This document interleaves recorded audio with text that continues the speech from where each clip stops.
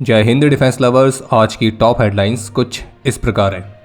US Israel ने launch किया Iran के खिलाफ एक मैसिव ऑपरेशन। ईरान ने भी जवाबी कार्रवाई में यूएस नेवी की 5th फ्लीट को किया टारगेट। अफगान फोर्सेस ने पाकिस्तान के F-16 पायलट को किया कैप्चर। और डीआरडीओ ने सफलतापूर्वक कंडक्ट किए भारत के very short range air defence system के लगातार 3 उड़ान परीक्षण। और तेजस Mark 2 रोल आउट हो सकता है अगले महीने के अंत तक।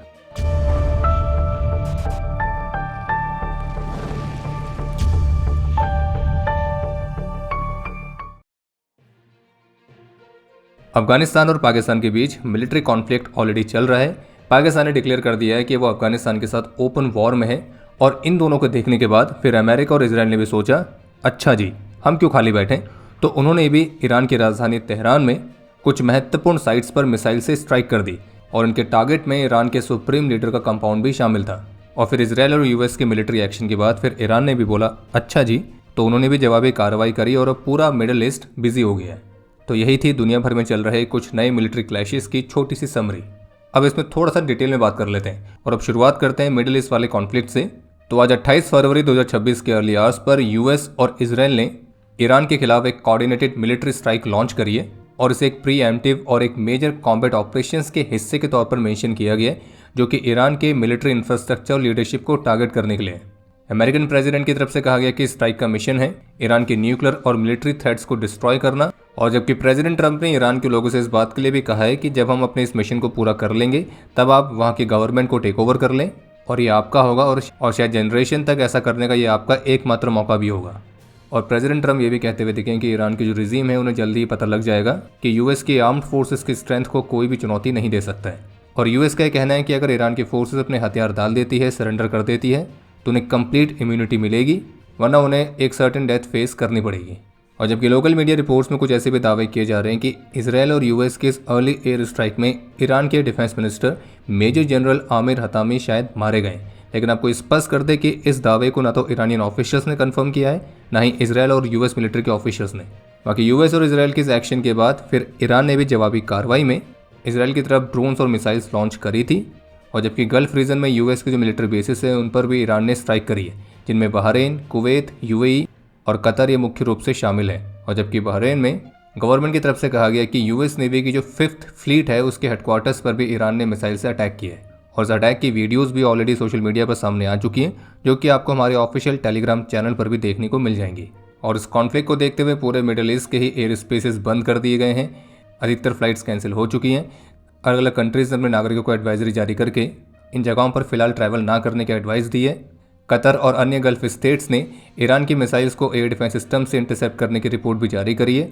और इसराइल ने इस मिलिट्री ऑपरेशन को नाम दिया है ऑपरेशन लायंस रोर। और जबकि यूएस पेंटागन ने इस ऑपरेशन को ऑफिशियली नाम दिया है ऑपरेशन एपिक फ्यूरी।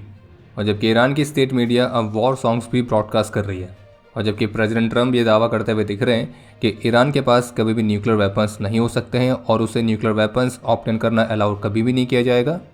और यूएस के मुताबिक ईरान न्यूक्लियर प्रोग्राम को रीबिल्ड करने के प्रयास कर रहा था, लॉन्ग रेंज की मिसाइल्स डेवलप कर रहा था, जो कि अमेरिका और उसके एलाइज के लिए खतरा बनते हैं। और इसलिए यूएस मिलिट्री ने इस मैसिव ऑपरेशन को ईरान की मिसाइल्स, उनकी मिसाइल इंडस्ट्री और नेवल कैपेबिलिटीज़ को डिस्ट्रॉय करने के लिए लॉन्च किया है। और उनका ये कहना है कि हर एक कदम यूएस पर्सनल के रिस्क को कम करने के लिए उठाया जाएगा। और प्रेसिडेंट ट्रंप तो ये भी कहते हुए दिखे हैं कि संभावित रूप से उनकी कैजुअलिटीज़ भी हो सकती हैं, लेकिन हम इसे अभी के लिए नहीं कर रहे हैं बल्कि भविष्य के लिए कर रहे हैं, एक नोबेल मिशन के तौर पर। और अब ईरान का भी स्पष्ट रूप से कहना है कि अमेरिका के बेसेस, उनके रिसोर्सेज, उनके इंटरेस्ट अब ईरान के मिलिट्री के लिए एक लेजिटिमेट टारगेट्स हैं। बाकी जैसा कि आप सभी जानते हैं कि जून 2025 में भी इसराइल और ईरान के बीच लगभग 12 दिन का एक कॉन्फ्लिक्ट देखने को मिला था। फिर बाद में यूएस और कतर के द्वारा इसमें सीज फायर करवाया गया था। और अब इस लेटेस्ट कॉन्फ्लिक्ट में जो यूएस है वो इसराइल के साथ डायरेक्टली ही शामिल है। और इस बात में कोई संदेह नहीं है कि जो ओवरऑल मिडिल ईस्ट की सिचुएशन है वो काफ़ी ज़्यादा तनावपूर्ण बनी हुई है।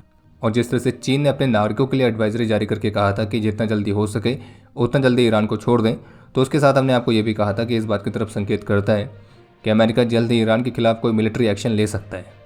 बाकी यूएई के रक्षा मंत्री की तरफ से अनाउंस किया गया कि आज उन्हें ईरान की बैलिस्टिक मिसाइल्स के हमले का सामना करना पड़ा है। हालांकि यूएई के एयर डिफेंस सिस्टम ने इन मिसाइल्स के साथ अच्छी तरह से डील किया है, लेकिन मिसाइल का जो कुछ मलबा है वो रेजिडेंशियल एरियाज़ पर भी गिरा है और इसी मलबे की वजह से एक एशियन नेशनलिटी के सिविलियन की जान भी गई है। बाकी अथॉरिटीज़ ने कंफर्म किया है कि यूएई की सिक्योरिटी सिचुएशन स्टेबल है और सिचुएशन को एस्केलेट होता हुआ देख ईरान ने भी अपने नागरिकों के लिए स्टेटमेंट्स जारी करी हैं। अब बात कर लेते हैं दूसरे मेजर कॉन्फ्लिक्ट की, जो कि हमारे पड़ोस में चल रहा है, अफगानिस्तान और पाकिस्तान का, जिसे पाकिस्तान गवर्नमेंट की तरफ से क्लेम किया जा रहा है कि उनके एक्शन में 300 से अधिक अफगान फोर्सेस के ट्रूप्स को एलिमिनेट किया गया है और गुरुवार की रात से ही अफगान और पाकिस्तान की फोर्सेस एक दूसरे की मिलिट्री पोजीशंस को टारगेट कर रही हैं। और जैसे कि अफगान फोर्सेस की तरफ से भी क्लेम किया गया था कि उन्होंने पाकिस्तानी मिलिट्री रिजीम की 15 से अधिक पोस्ट को अपने कब्जे में लिया है। पाकिस्तानी सोल्जर्स की कैजुअलिटीज़ का जो आंकड़ा है वो 50 से कहीं ज़्यादा ऊपर ऑलरेडी जा चुका है और हमेशा की तरह पाकिस्तान अपनी कैजुअलिटीज़ को पूरी तरह से स्वीकार भी नहीं कर रहा है और आप पाकिस्तान से इस बात की कोई उम्मीद नहीं कर सकते हैं कि वो कभी इसको स्वीकार भी करेंगे, क्योंकि हाल ही में जब अभी BLA ने एक वीडियो रिलीज़ करी थी तो उसमें पाकिस्तान का सोल्जर ही रोते हुए दिख रहा था और कह रहा था कि जिस देश के लिए हम लड़े तो वो देश हमें ही ओन करने से मना कर रहा है। और बाकी पाकिस्तानी गवर्नमेंट के जो दावे हैं कि उन्होंने 300 से अधिक अफगान फोर्सेस के ट्रूप्स को एलिमिनेट किया है, 500 से अधिक घायल हैं, तो ये आंकड़े का अनुमान ही पाकिस्तान ने किस तरह से लगाया है वो पाकिस्तान को ही पता है। और ग्लोबल मीडिया की तरफ से एक रिपोर्ट जारी की गई है जिनके मुताबिक अफगान फोर्सेस ने जलालाबाद सिटी के पास एक पाकिस्तानी जेट को शॉट डाउन किया है और उस पाकिस्तानी पायलट को जिंदा कैप्चर किया गया है। और जो लोकल रेजिडेंट्स हैं तो उन्होंने भी AFP मीडिया के साथ बात करते हुए इस बात की पुष्टि करी है कि उन्होंने भी एक व्यक्ति को पैराशूट से नीचे आते हुए देखा है। और ऑफिशियल्स के मुताबिक पाकिस्तान का जो फाइटर जेट है वो जलालाबाद सिटी के 6th डिस्ट्रिक्ट में शॉट डाउन हुआ है। हालांकि वो एयरक्राफ्ट कौन सा है तो इसकी पुष्टि अभी तक ऑफिशियल नहीं हो पाई है, लेकिन लोकल सोर्सेज के मुताबिक ये पाकिस्तान का F-16 हो सकता है। और कमाल की बात तो ये है कि अफगान तालिबान के पास ऐसा कोई एडवांस एयर डिफेंस सिस्टम भी नहीं है, इसके बावजूद भी उन्होंने पाकिस्तान के so called advance fighter F-16 को शॉट डाउन किया है। खैर F-16 भी सोच ही रहा होगा कि जब से पाकिस्तान के पास आया हूँ तब से अपनी तो इज्जत ही खत्म हो गई है। और वैसे आपने ये बात नोटिस करी होगी कि जो पाकिस्तान है वो अपने जो प्रोपेगेंडा वीडियोज़ होती हैं उसमें जंग फाइटर 17, J-10C इन सभी को काफ़ी ज़्यादा प्रमोट करता है एक बहुत ही एडवांस्ड फाइटर के तौर पर, लेकिन जब एक रियल कॉन्फ्लिक्ट होता है तो ये फाइटर कहीं नज़र भी नहीं आते, नज़र आखिर में F-16 ही आता है। और इसके पीछे का कारण हमें एक ही समझ में आता है कि जंग फाइटर 17 और J-10C की स्टेल टेक्नोलॉजी इतनी एडवांस है कि उसे एलियंस भी नहीं देख सकते। बाकी कल रात को अफगान फोर्सेस ने पाकिस्तानी मिलिट्री के कुछ और महत्वपूर्ण ठिकानों पर फ्रेश एयर स्ट्राइक्स करी हैं, जिसमें कुछ और कैजुअलिटीज़ और मेजर डैमेज होने की रिपोर्ट्स हैं। और बाकी आज आप कमेंट सेक्शन में अच्छा जी लिखना ना भूलें। DRDO ने चांदीपुर की इंटीग्रेटेड टेस्ट रेंज से very short range air defence system के लगातार 3 उड़ान परीक्षणों को सफलतापूर्वक कंडक्ट किया है और इन परीक्षणों के दौरान इस सिस्टम की मदद से अलग अलग स्पीड, रेंज और ऑल्टीट्यूड पर हाई स्पीड थ्रेट्स को न्यूट्रलाइज करने वाली इसकी कैपेबिलिटी को रीवैलिडेट किया गया था। और इन सभी उड़ान परीक्षणों के दौरान मिसाइल ने हाई स्पीड एरियल टारगेट जो कि एक तरह के एनिमी एयरक्राफ्ट की तरह मिमिक कर रहा था तो उसे इंटरसेप्ट और डिस्ट्रॉय किया है, और वो भी अलग अलग तरह के थ्रेट सिनेरियोज में, जिसमें सभी एक्सट्रीम इंगेजमेंट पॉइंट्स को अचीव किया गया है। और एक और इंटरेस्टिंग बात यह है कि इस टेस्ट को फाइनल डिप्लॉयमेंट कॉन्फ़िगरेशन में कंडक्ट किया गया था, यानी कि इसमें एक फील्ड ऑपरेटर ने ही टारगेट एक्विजिशन से लेकर मिसाइल फायरिंग इन सभी प्रोसेस को अंजाम दिया। और ये एक तरह से इसके यूजर वैलिडेशन फ्लाइट ट्रायल्स थे और उनकी सफलता औपचारिक रूप से भारत की फोर्सेस में इनके इंडक्शन के रास्ते को खोलती है। बाकी जानकारी के लिए आपको बता दें कि ये एक man portable air defence system है और इसे आर्मी, नेवी, एयरफोर्स तीनों सर्विसेज के रिक्वायरमेंट को पूरा करने के हिसाब से ही डिज़ाइन किया गया है। और ये एक 4th जनरेशन का सिस्टम है जिसकी ऑपरेशन रेंज 6 किलोमीटर्स तक है।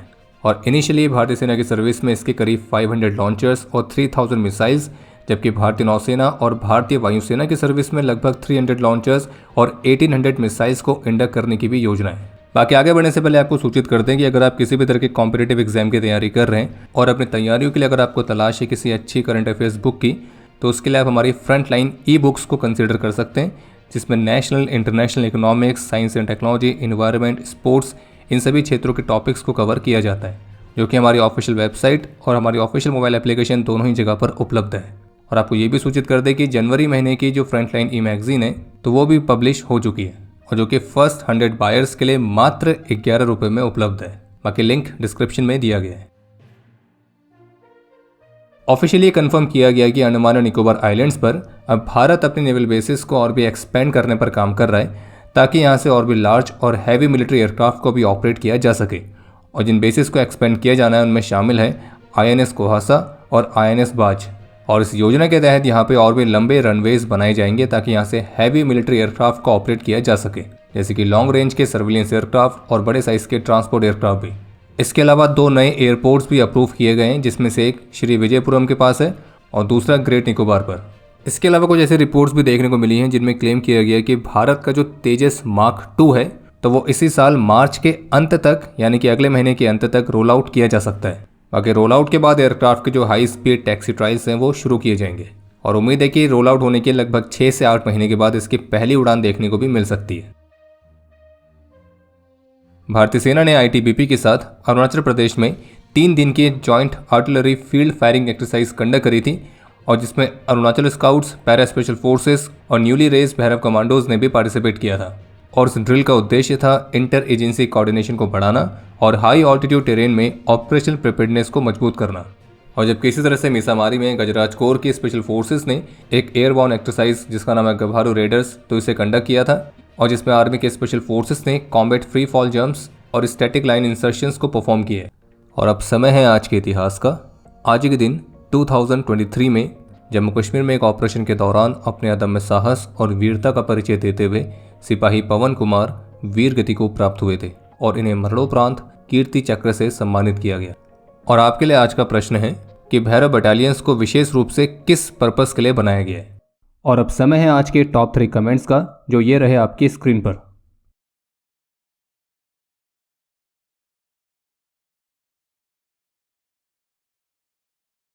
उम्मीद है आपको आज का एपिसोड पसंद आया होगा। पसंद आया तो वीडियो को लाइक करना ना भूलें। आपके कोई भी सुझाव या सवाल हो तो उसके लिए कमेंट सेक्शन ओपन है। और अगर आप डिफेंस रिलेटेड और भी एक्सक्लूसिव कंटेंट में दिलचस्पी रखते हैं तो आज ही प्ले स्टोर से डिफेंस स्क्वाड की सुपर ऐप को डाउनलोड करना ना भूलें। और अगर आप चैनल पर पहली बार आए हैं तो squadron.in पे जाके हमारे नए डिज़ाइंस को भी चेकआउट जरूर करें। बाकी जल्द मिलेंगे नए एपिसोड के साथ। तब तक के लिए जय हिंद, जय भारत।